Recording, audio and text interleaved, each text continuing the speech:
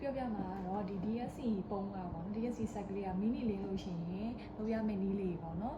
ဒီမှာဒီနားလေးမှာပေါ့နော်မီနီလေးလင်းသွားတယ်ဆိုလို့ရှိရင်အရင်ဆုံးအနေနဲ့ဆက်ကို restart ချပေးရမယ်ပေါ့နော် restart ချတာကဘယ်လိုလေးလဲဆိုတော့ပေါ့နော်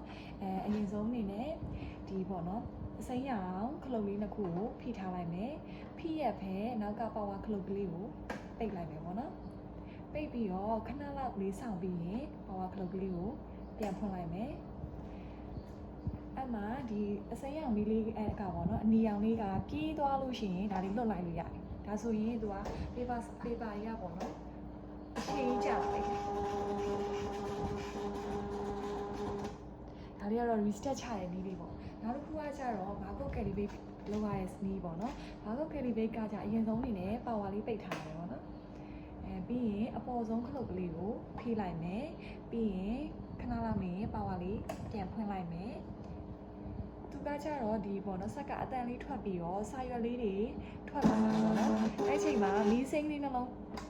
လင်းလာရင်လွတ်လိုက်ပေါ့နော်ဒါဆိုလို့ရှိရင်ဘာကိုကယ်လီဘေးပြုတ်လုပ်ပြီးတော့ပါ